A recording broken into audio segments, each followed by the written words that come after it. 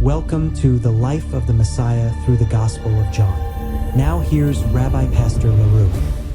Shalom and welcome to the life of the Messiah through the Gospel of John. So today we are going to start off with an introduction. This is a 10-week course again on the life of the Messiah through the Gospel of John. All right, now we have a handout and a outline for you, and you can find that on our website at messianicsprings.org. And if you'll click over to the study materials page, you can pick up all handouts and our outline to follow this week's lesson and the continuing lessons for the next 10 weeks. Okay, so this is a two-part series as well. This is chapters 1 through 10 we're going to cover. If you look into your outline, you'll see how we're going to fulfill this study and this course for you. Okay, so now let's go ahead and talk about our introduction. What do we need to find out here concerning the Gospel of John? Okay, so the Gospel of Yohanan or John is the last of our four Gospels. It is also unique from the synoptic Gospels of Matthew, Mark, and Luke. John's Gospel is different in style. Its focus is primarily on Yeshua, Jesus' divine nature, extended theological discourses, and a unique selection of stories not found again in other Gospels, portraying Jesus or Yeshua more as the Word, and emphasizing the importance of recognizing his eternal existence with God the Father rather than focusing on earthly details like the other synoptic Gospels do. Okay, so another thing about John or Yohanan's Gospel is that today most modern Jewish communities have made the Gospel of John a taboo among its people, stating that John's Gospel is offensive to the Jewish person. It is insensitive, and above all, it is anti-Semitic. Now, we have a handout here for you. It's called Anti-Semitism and the Gospel of John, and I'd encourage you to take a look at that and get more information on what we're talking about, how Jewish people really view the Gospel of John. A lot of Jewish people are very negative about the Gospel altogether, but when it comes to the Gospel of John, Jewish people are just too oversensitive. So go ahead and be encouraged to read that outline note. Now, moving along our introduction here, Jewish people believe that John's Gospel only promotes what? Well, hatred and anti-Semitism towards who? Towards the Jewish community. And that's one of the reasons Jewish people just dislike the Gospel of John. But the underlying factors here are that most non-believing Jewish people feel the Gospels are a book of heresies, and they reject the idea of Jesus being the Messiah. Okay, and this also justifies them not accepting him being Messiah. It's a book of heresies. Why should we read it? We don't need it. We don't believe in it. And that's the Jewish mindset here on the Gospel of John. However, when we journey and dive deep into the life of the Jewish Messiah in John's Gospel, we're going to see how vital and important the proof are that Jesus is the promised Messiah of Israel. We will also correct the misunderstandings and errancy of Jewish belief and unveil many biblical truths in John's Gospel that validate again that Jesus is not only the true Messiah, but is the Son of God and the great I Am. Now, the Gospel of John is not anti-Semitic, but is very Jewish. And why is it very Jewish? Well, that is because a Jewish man wrote it. To Jewish people, for Jewish people, and to the rest of the world. This Gospel is very Jewish. So the thoughts of Jewish people thinking that this is promoting anti-Semitism is definitely a misinformation given to the Jewish community.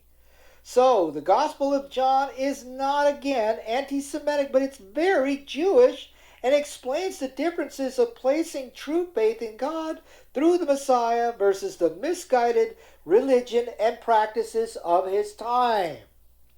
Now, moving along in your outlines, we are at purpose and reason why John's Gospel is written. What do we need to know about why John's Gospel is written here? Well, let's find out. Here in John 20, verses 30 through 31, the apostle and disciple called John tells us that his main reason and purpose for his gospel is to promote and provoke faith, belief, and to take action.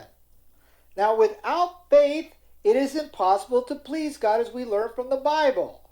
John also says that Jesus performed many more signs which were not recorded in this gospel, but he writes that his gospel is sufficient for others to do what? Well, that others would believe that Jesus is the Messiah and is the Son of God. And that those who will now believe and put trust and faith in this Messiah will have what? Well, they'll have eternal life here in his name, as he says this from John chapter 20, verses 30 through 31. And this is what it says to us, starting with verse 30. So then, many other signs Yeshua also performed in the presence of the disciples, which are not written in this book. Verse 31. But these have been written so that you might believe that Yeshua Jesus is the Messiah, the Son of God, and that by believing you may have life in his name. So, we find out the reason why this gospel is written. It is to promote faith. It is to provoke a belief. It is to cause people to take action in that faith and in that belief. Now, let's talk about date and place of this gospel. Where did all this happen? Well, John's gospel was written in Ephesus, Asia Minor, while John was advanced in age. So this isn't when John was young, but this is when John was older. And scholars suggest and are not 100% accurate here on the date of John's gospel. Okay? But it is speculated, it's speculated, and it was written somewhere right around 85 to 99 AD, or even a few years after, which is 99 AD. So this is when the gospel, they feel, was written by John. Okay, now we are at background on the Apostle John. What do we need to know here about the person himself? Well, first of all, first question here. Who was the apostle here? Well, John, or his proper Hebrew name, was Yohanan. And Yohanan means God is gracious. He was the son of Zebedee and Salome. John the Apostle was born into a family of what? Well, of Jewish fishermen on the Sea of Galilee, or from the sea in the area of Sea of Galilee area. He was also the younger brother of James the Apostle and was a follower of who? Well, that was John the Baptist. Now, according to church tradition, James and John's mother Salome was the sister of Mary, Jesus' mother, making Salome Jesus' aunt, and her sons, John the Apostle and James, were cousins. Now, Yeshua, or Jesus, also referred to John and James as the pair of Banei Regesh in Hebrew, or who they're called in Greek, Bonagers, properly translated back to the Aramaic Hebrew, meaning sons of emotion. Jesus called them sons of emotion, sons of thunder, tumult, or sons of anger and agitation. And why did he say this about them? Because they argued all the time. And by this meaning and reason, it's not hard to imagine or doubt that they were likely named this again, because like brothers, they were always passionate and always fighting. They fought and they were emotional and they argued a lot. Okay, got it. So now John is also known for being one of the three closest disciples of Jesus, preparing the place for the Last Supper, witnessing Jesus raising Jairus' daughter from the dead, and being present for the transfiguration. And then being present in the Garden of Gethsemane the night before what? Well, the night before the crucifixion took place. Now, finally, John is known in his gospel as the one to whom Yeshua or Jesus loved, and we see this from John chapter 21, verse 20 here. He is further called the Apostle John. He's called John the Evangelist, John the Elder, John of Patmos, and then John the Beloved. So this is who, a little background here on who John is, where he came from, what he did, and now who he was among the disciples. He's called the Beloved. Okay, what about the authorship here, okay, in your outline? John's authorship, okay? So let's talk about the things that John did. Now, John the Apostle wrote 5 books of the New Testament, which are, starting with number 1, the Gospel of John we know that he wrote.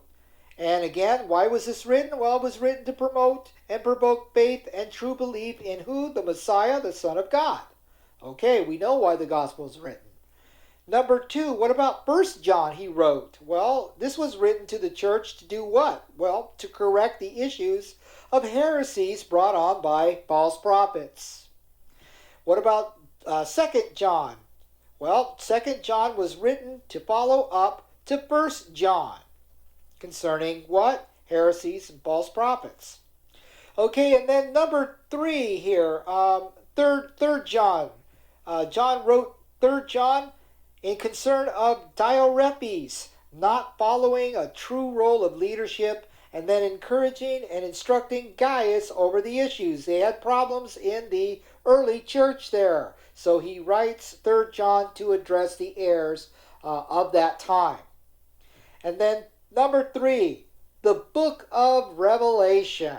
John writes the book of Revelation. Why? Well, to inform and prepare Israel for the coming what? For the coming judgment, which is the tribulation of God. Also to encourage tribulation followers of the soon second coming of the Messiah. And then the restoration of Israel. This is why the book of Revelation is written, because that is who God is going to deal with during the book of Revelation. It's the nation of Israel, to bring Israel back to true faith and believe in her Messiah. Okay, now, things that John cared about in his gospel. What are some of the things that John probably cared about while he wrote this gospel? What do you think that might be? Well, first of all, John cared about and proclaimed that God the Father sent Yeshua Jesus because what? Well, because he loved mankind and he loved the world. So what did he do? He sent his Messiah. John cared about and demonstrated that Jesus was the Messiah, the Son of God. Okay? John also cared about making it clear that Yeshua fulfilled the old covenant and brought a new one.